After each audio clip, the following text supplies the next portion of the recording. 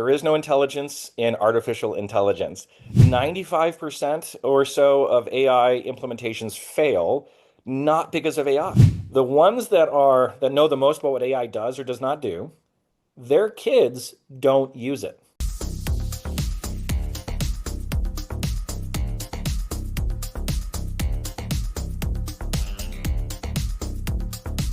This is the Future of the Future show. I am your host, Mateo Berbejicio.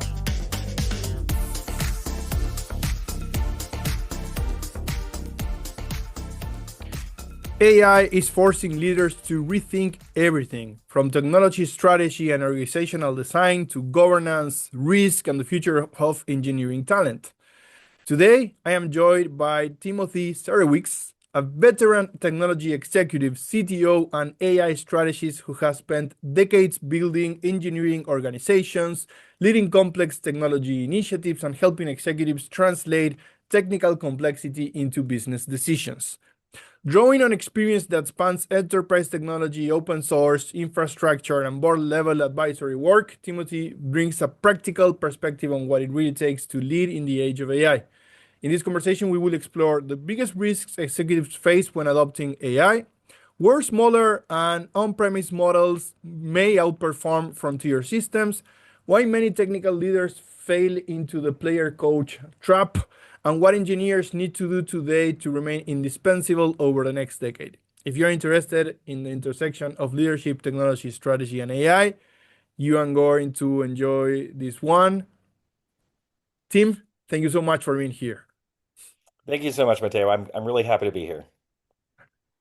Tim, looking back at your career building and scaling engineering organizations, what are the 2 or 3 experiences that most shaped your leadership philosophy, and how did those lessons change the way that you approach technology strategy today? Well, I've had quite a few learning points. Most of them were surrounded with pain where something didn't work right. It's amazing how much that will stick with you and you remember it forever. Education is expensive one way or the other. Probably the biggest thing that I've noticed consistently is the everybody's vulnerable to the hype cycle. So a new tool comes along and everybody uses it for everything. Long ago, I was actually with Sun Microsystems as Java was becoming a thing. And pretty soon Java was everywhere. They actually tried to make firmware using Java and a hot Java browser. And it was everything was going to be Java. And it's a good language, so I'm not putting that down. It's not meant to do all things. That has continued with every technology up into and including AI, where people are saying we can just get rid of all our business processes and get rid of our key people, and AI will solve all of it. Java is a lot of places still for a good reason. AI is going to be with us for a good reason.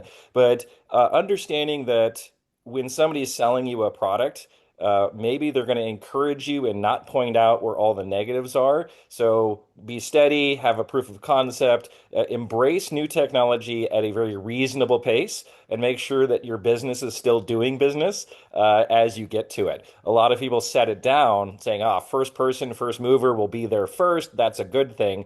It often is. But in this case, the damage done with technical debt and other things in your environment really it takes a toll. And I think AI is taking more of a toll than previous technology changes. Probably the other biggest lesson was that the key person issues. So you'll have a very strong engineer as part of a team.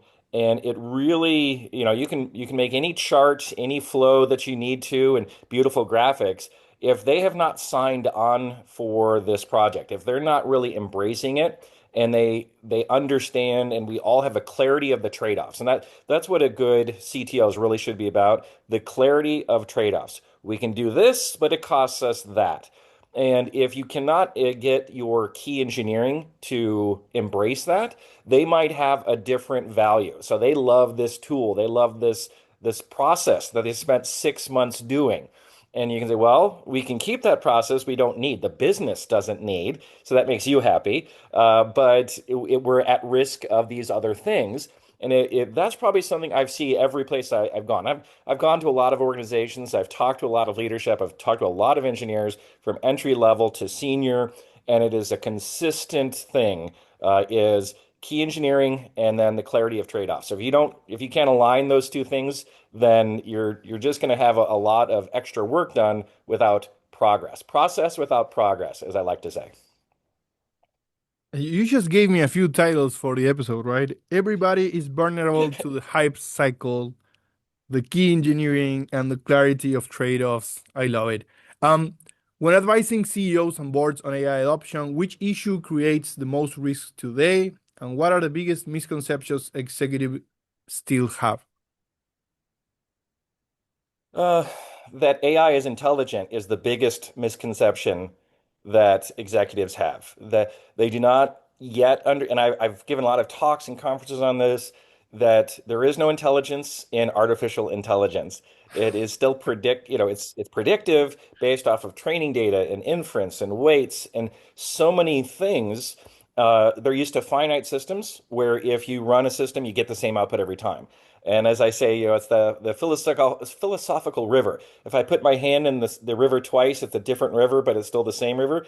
AI is the same thing. You're not able to have dependable, reliable business happen if you get a different answer every time. And that's problematic. 95% or so of AI implementations fail not because of AI. AI is working the same way. It's better. It's always getting better, but it's still failing. And it's because it's not being actually tied to the business process. So they're saying use AI for what? I don't know, just use it.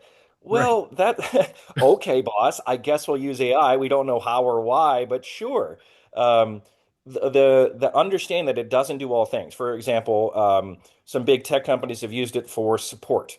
Well, first line support is very consistent. So you can use AI for that because we've had the same question 5,000 times. The 5,001st time, this answer works.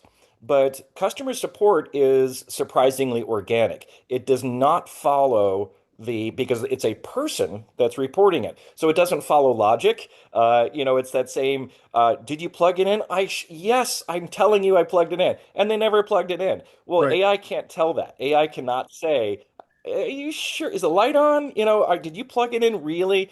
Those are the things that AI starts to fail at because the first line, then you're now in the AI system. It doesn't have a good exit to a second or third tier person who will then recognize and have an understanding of, they asked it in a different way. So that's something I've seen when helping teams adopt it, in this case for customer support, is they were training it on a certain data set, and that's fine. Well, humans have learned to say things because that gets a response. It's not what's broken. So they'll say something like, "Oh, I have a Sev1 outage that's affecting the database." And oh my goodness, everybody jumps up and helps them. Well, they don't actually have that. They've just learned to say it. So Right. now I have my AI responding to somebody saying my database is down and it's a Sev1 issue. So you're in a branch that's trying to solve a problem that's not there. They just really wanted help with their thing. And this is how they get that kind of reaction.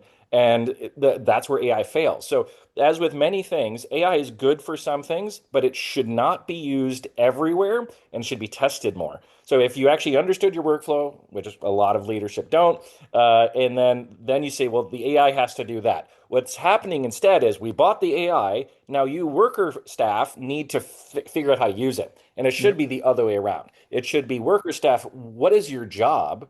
And then how does this augment it? And that's probably the biggest messaging issue I see is most people are told these marketing and sales terms. AI is the revolution, et cetera, et cetera. And their mind, they're like, this is here to replace me.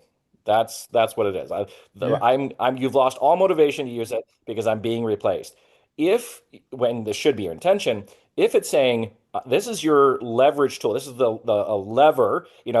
Was it Archimedes? Give me a lever long enough and a place to stand, and I can move the world. Right. That's AI. If you know where to stand and where to move it, then you can do amazing things. So it has to be integrated into the actual business need by the people doing it. And they have to understand it's so that we can keep you and you can grow with us for your whole career. We're not replacing you. we can pay you more and we don't have to hire five more people as the business grows, because that should be the goal. Make more money, grow the business, more customers. And if you can keep your staff happy and your intellectual property is big, right? Your institutional knowledge is big, keep your staff and let them know this is to make your life better. And if they really embrace that because you really mean it, then you can grow your business without having to grow your staff. So, your expenditures stay the same and your revenue goes up. Everybody's happy. Everybody gets their bonuses. So, it's really about a failure of leadership in implementing AI and getting in this case, the buy-in from the staff itself and understanding AI is meant to augment their work, not replace it. So we are focused too much on the cost side of the equation and not enough on the revenue and growth side of the equation. Absolutely. Absolutely.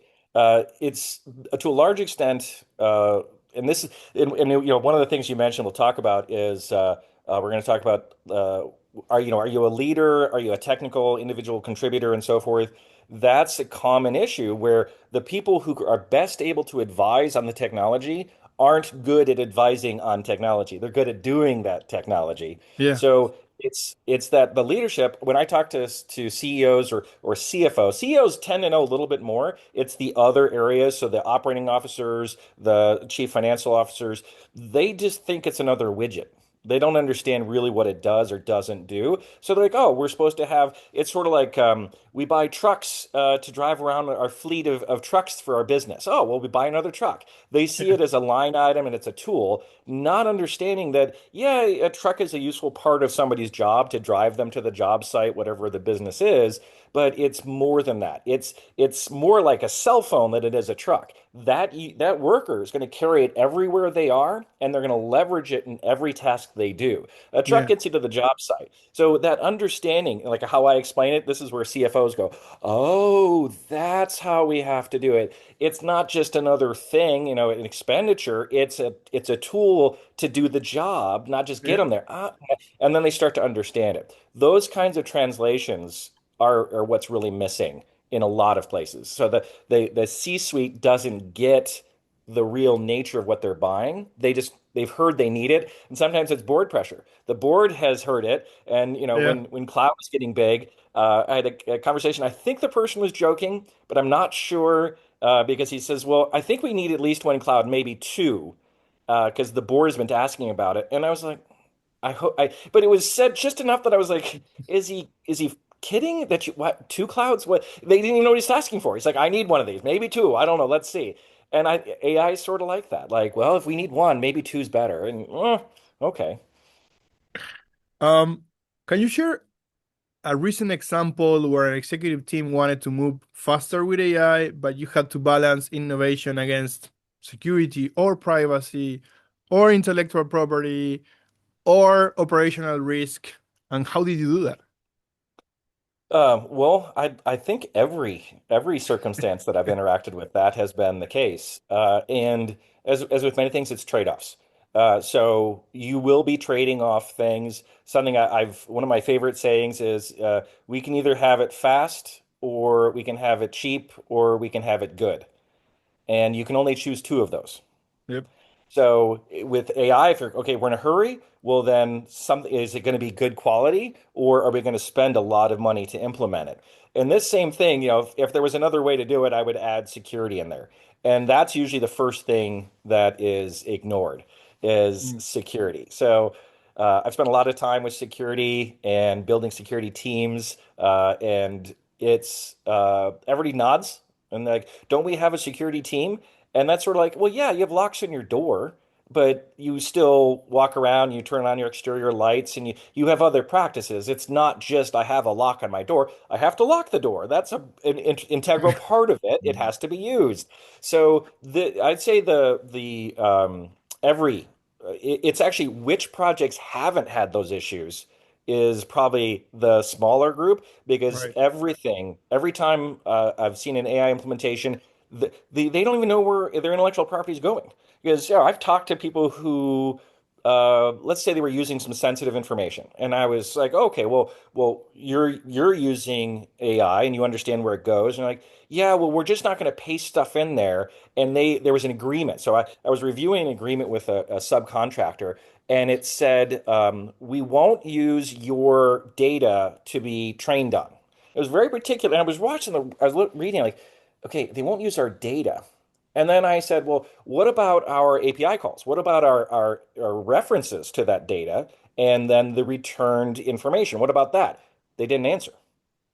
The email that came back was, oh, we have many things. So what they were doing is they were writing and saying, we won't use your data, as in like at rest, but Yeah. we're going to catch everything flying back and forth. And of course, that's kind of genius from their perspective. Why would I train on all the stuff that nobody cares? If I just watch your APIs going back and forth, that's what you need today. That's what you're using. And then the answers are what you care about. So if I just capture that layer, then I gain all the advantage, and I can now say I'm not using your data at rest. And it was a clever workaround in that subcontractor's legal paperwork that they thought, well, I mean, they thought they were being clever, and lots of people are signing up for it. But these risks are everywhere. People don't know what their subcontractors are doing with it, who they're doing it with. There are nation states that are doing this on purpose to gain intellectual property and take advantage of it. It's it's rampant.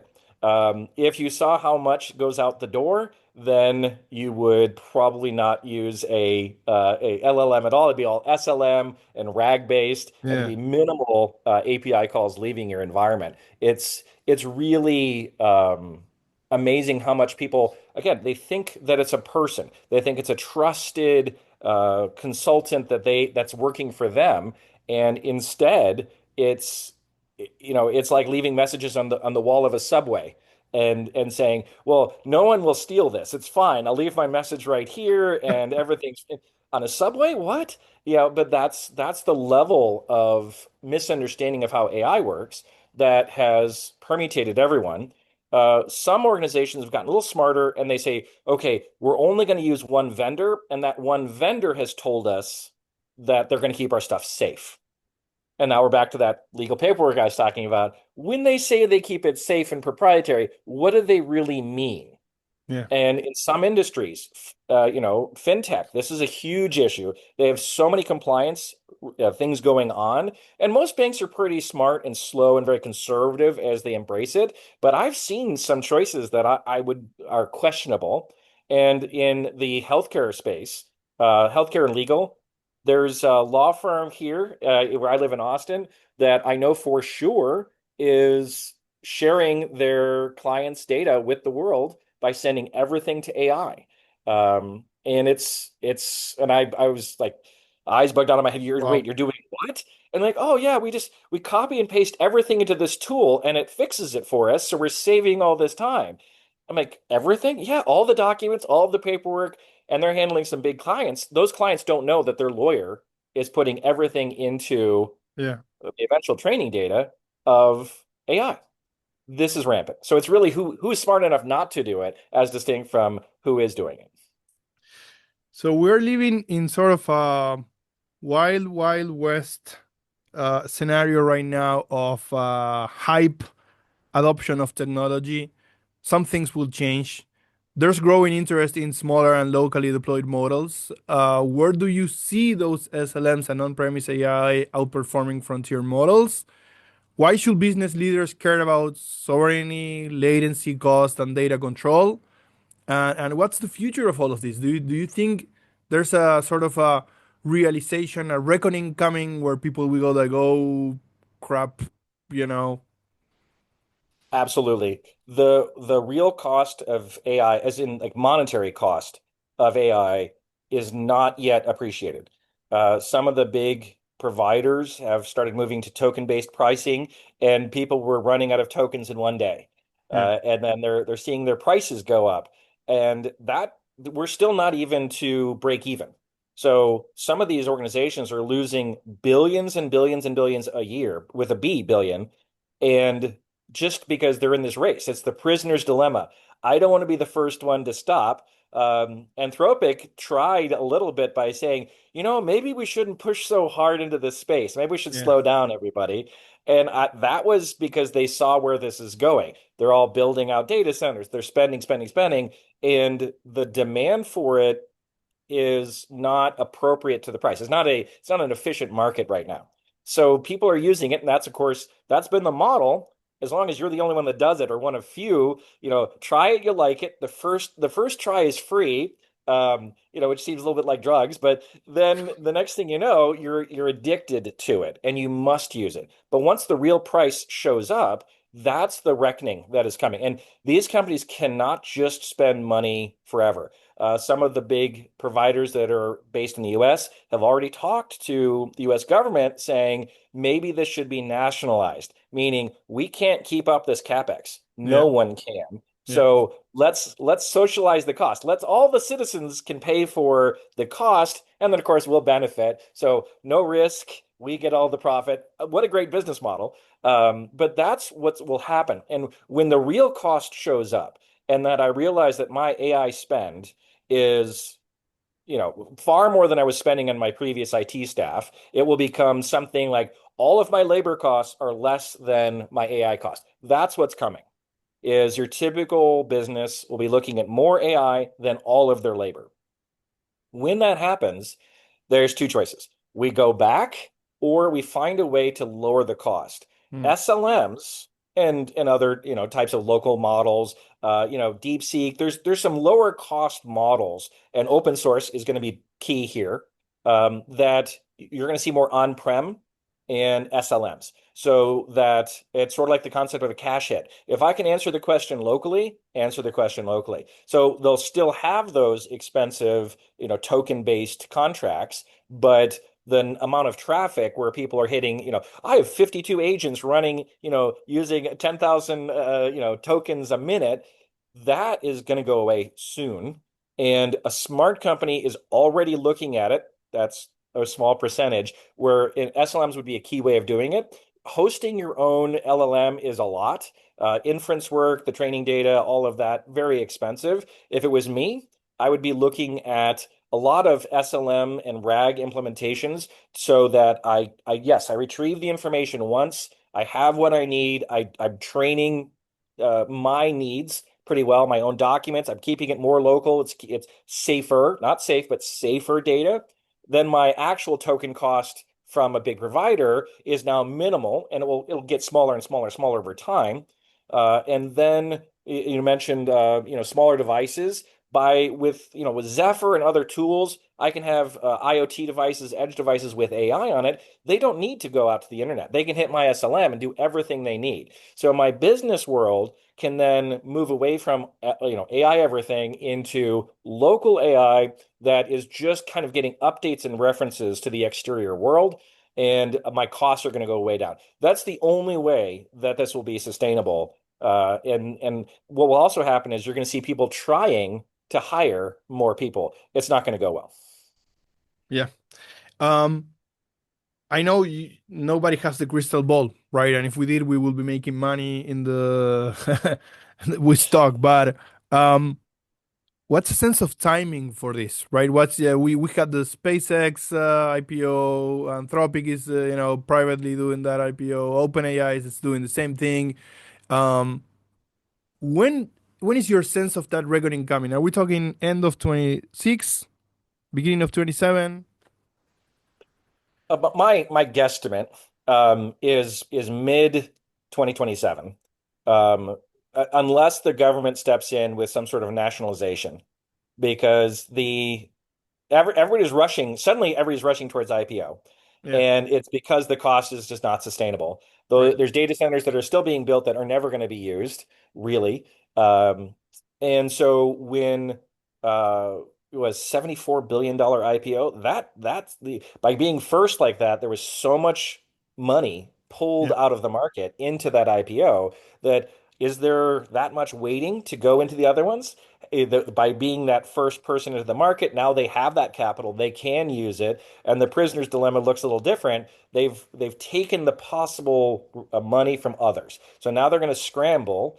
And the investors that are heavily in, non-government investors into all the other plans are going to realistically say, are you going to make it? Are you one that is going to make it? We're not going to need that many major players that are spending $1 billion a year or $1 billion a month on training and inference. Did we choose well? And there's going to be, niches and things that happen, but I think that by the token cost coming up already, that's the sign. That was the break in the dam Yeah. where, okay, we can't subsidize it for you. Now we're going to just peak at some of the real cost and the shock of those bills. It's sort of like when everybody went to the cloud and then they got, an AWS bill that was just, eyes, whoa, we spent 200K on the cloud last month. How is that possible? Well, we did all of these things and oh my goodness. So, I used to do a lot of cloud stuff and a lot of the suggestions and consulting I did was, okay, this is how you go back to on-prem. This is how you have a hybrid strategy. Autoscalers caught up, you can do this and that, and all of this technical sides, but it's always from business. So it's that it is a technology is really typically a business problem in disguise. And so AI is not an exception to that. It is still a business problem in disguise.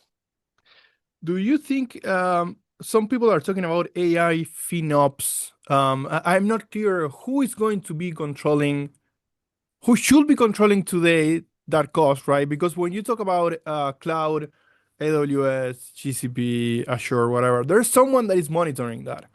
Doesn't seem to be the way, or should, right? There doesn't seem to be the way with AI. Who should be doing that?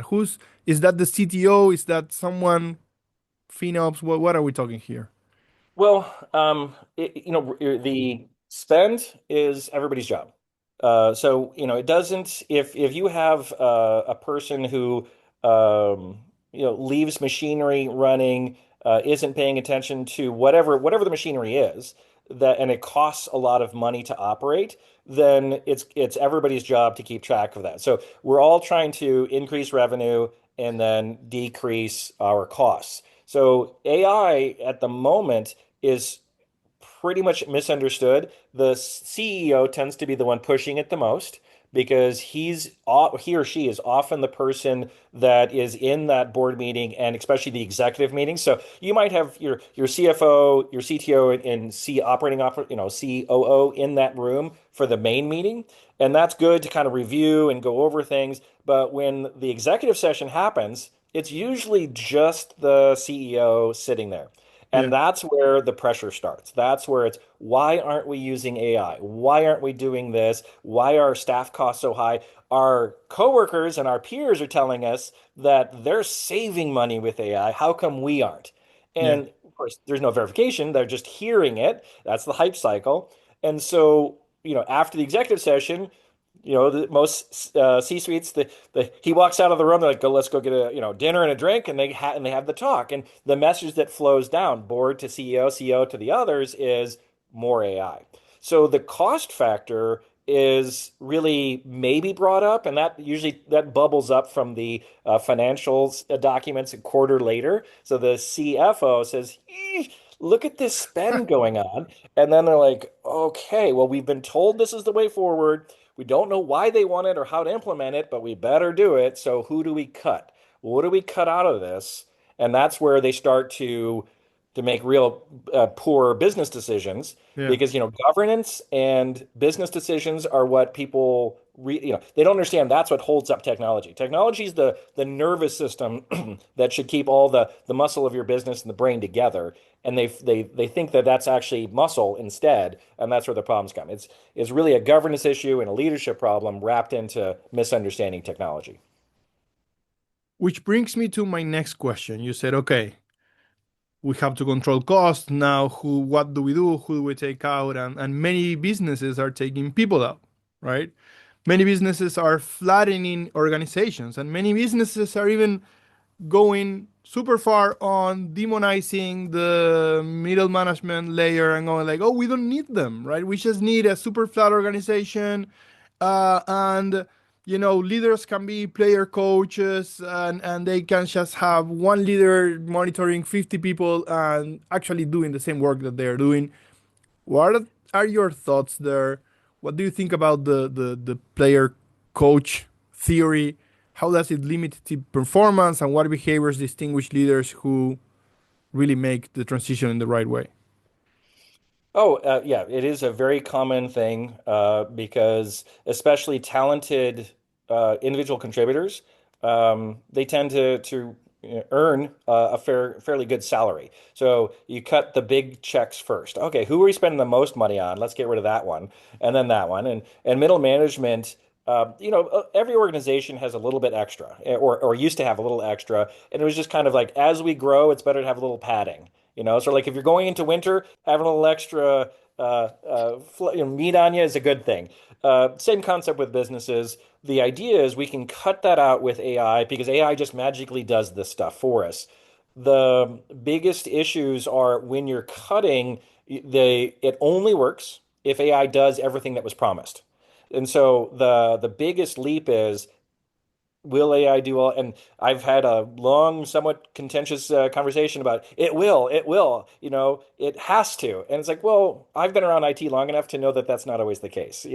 Let's wait until it does it, then we'll respond. Let's be somewhat conservative as we get rid of our most valuable resources. Let's make sure the new thing actually works first. The concept of the individual contributors being leadership, it can happen. There are some great examples of people that have both skills to near equal quality, that they can be a true, head of engineering. They can really do the work. And then there's the people who understand why are we doing this IT work? And they really get it. Say, this is the business problem we solve. This is the agility that we bring. This is how we serve the business. And in my world, in the technical world, I say, well, remember that it's about the user. And you'd think you slap some of these engineers and the teams like, what do you mean it's about the engineer? No, it's about the technology. No, it's not actually. The technology allows us to do something that eventually somewhere there's a person. Somewhere there's a person who needs us to do something. I don't know what it is, but we have to understand where this is all going. We're not doing it just for the love of the technology. Well, some techs do it for that reason, and they're very good at it. But what you really need is somebody that has, left the playing field and is now watching what's really happening. And that person is, again, that's that player coach concept. A team captain can be one of the best, strongest people on the field. Why do you need a coach if you have a team captain? Well, because the coach is on the sideline. He understands the strategy. He understands the tactics. He's watching the game. He's watching what's happening from the opponents. And some of those opponents are technical debt. Some of those opponents are compliance issues and governance issues that's not part of technology. Technology doesn't care about compliance. It does or does not. Governance issues. It does or does not. So you really need a coach that is now watching the field, understands the point, understands the risks, sees the play unfolding. The captain can only see where he is. He's running on the field, he's doing a great job, and that's a necessary role and position. But a smart organization ensures that their CTO, they're now into the management side of it, understands the needs of the business. And that means that your CTO has to be talking to the rest of the C-suite in the appropriate way. This is a huge issue that I've seen over and over and over again. Usually, when I talk to a shorter tenure CTO and I understand who they're working with, and I talk to them, it's that there wasn't a good understanding and communication of what technology can do, and then understanding what the business needs. And that could be everything from a healthcare organization, insurance company, or pool supplies and delivery. It's what is it we really do here? How does that technology help? You go into these places and the person's using a point of sale system and it takes them 5 minutes to take an order. That's a failure on their CTO. It should never take that long for somebody to take an order from you. But they chose something without saying, what is it we do here? Well, we sell milkshakes to people. How do we do that? This is how we sell a milkshake to people. Okay, that's our focus, selling milkshakes. Everything else will come because of it. Instead, they often lead with technology, and I love technology. I know, I love cloud native. I know Kubernetes better than most, but there's things it just doesn't do right. I Yeah. was at a high-speed stock trading company, and they were so excited to bring in Kubernetes in the cloud, and I showed them like, no, this is a bad idea. And like, no, you're the Kubernetes guy. Yeah, I know this is a bad idea. Nobody had said, is this the best tool for the job? They just said it does all these things and walked through it, and it was a really tense morning.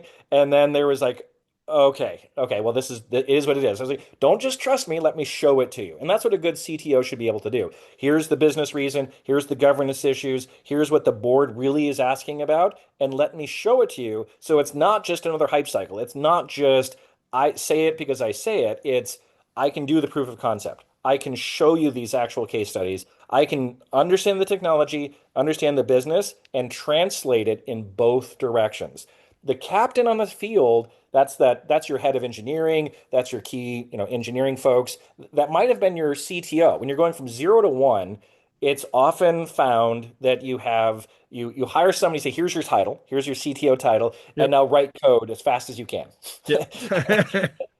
And okay, cool. And that this makes sense because there may not be a payoff otherwise. So that person that's going from no dollars and a negative burn rate is essential. But now, okay, now we have an MVP. Now we're actually making money. May still need that person. But what happens when we hit revenue, 2 million, 5 million?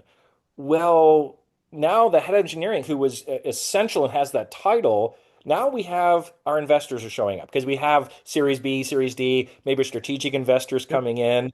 And now it's like, oh, that conversation. Do we invite him to the meeting? Because he doesn't get it. They don't care about the technology. They don't care. How much money will it make? How much is it going to cost us? What don't we know? What's the risk?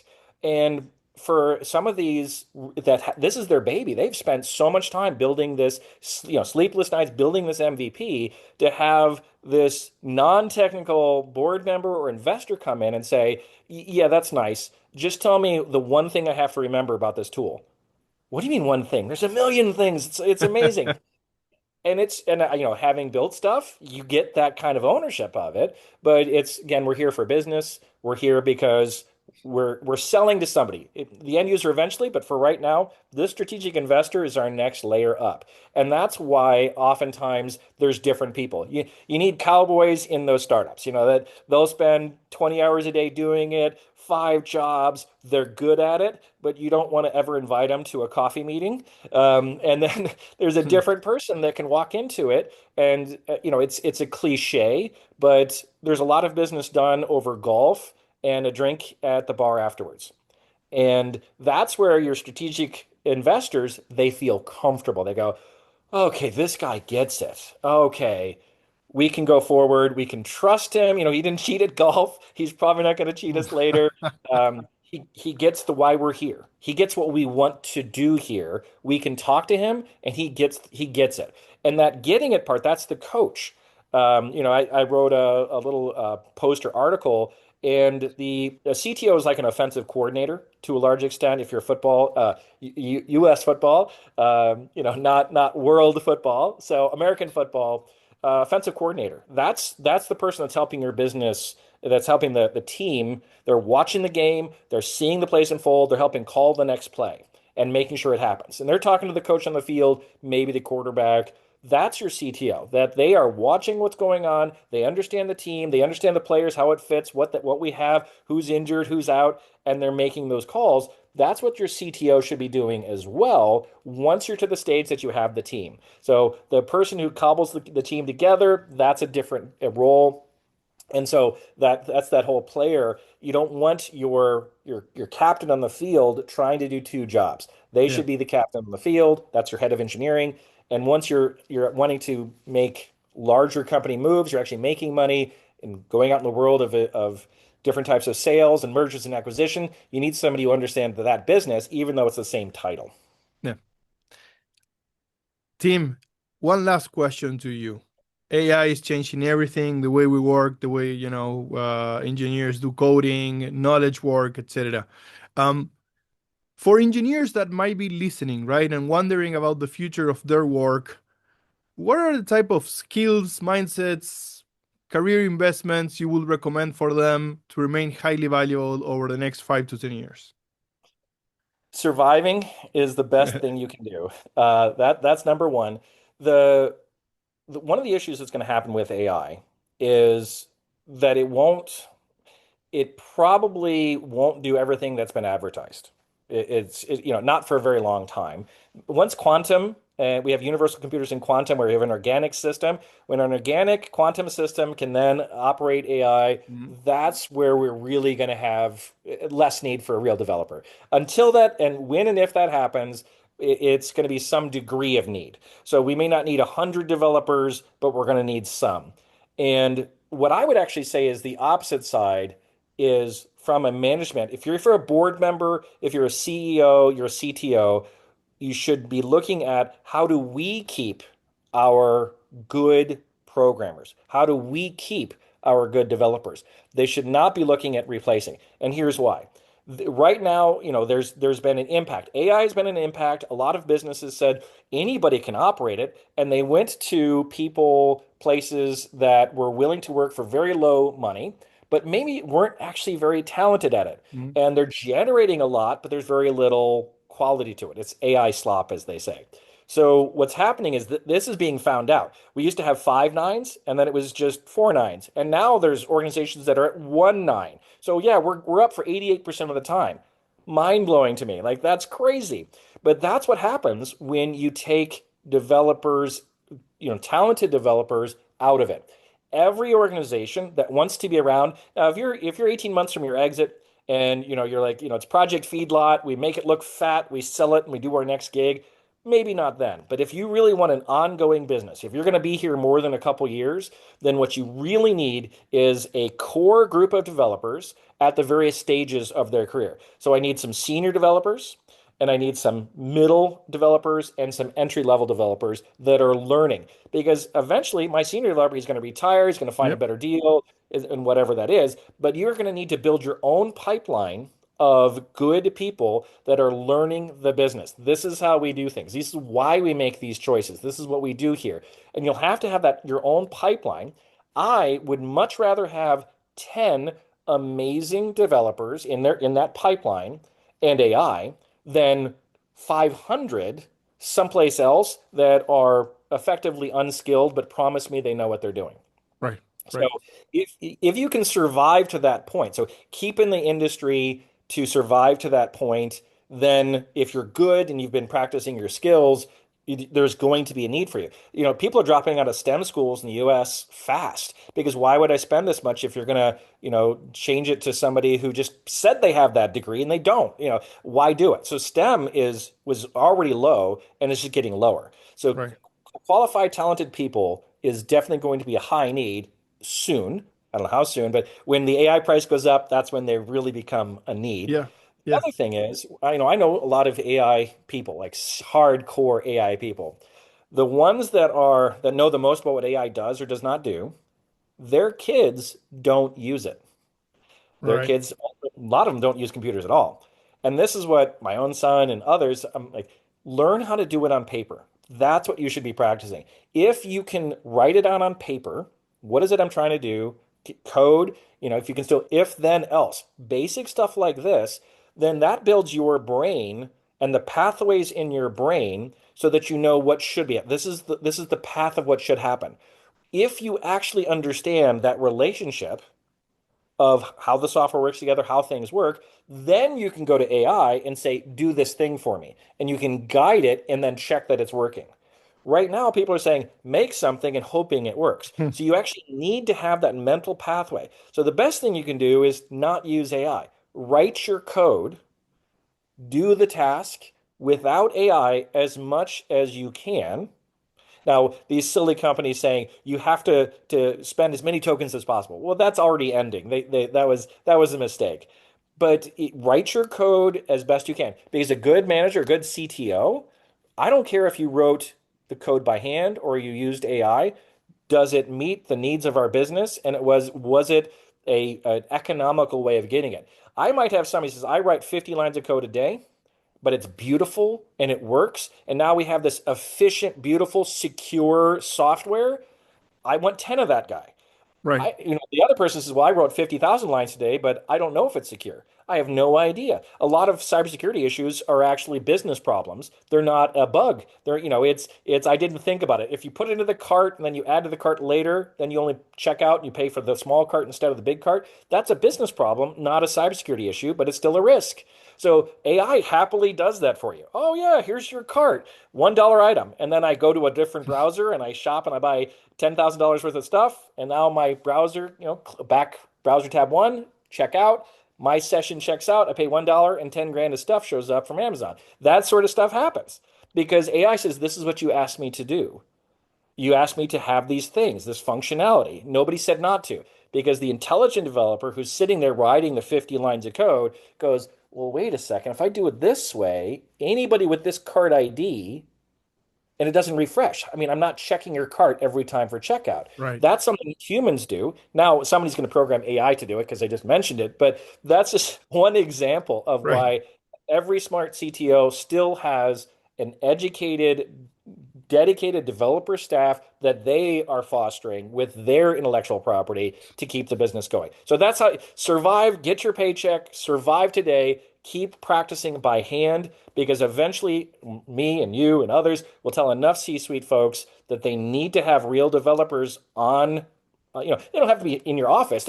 You have to have your own staff, near shore, onshore, wherever they are, good developers, because that's the secret to moving forward. Tim, thank you so much. Everybody is vulnerable to the hype cycle, but the tide might be turning soon. So be ready when it does. I appreciate it, Tim. This was a great conversation, a lot of valuable insights. Thank you for being here. And I hope that we can stay in touch and do this again sometime in the future. Absolutely, Mateo. Thank you so much.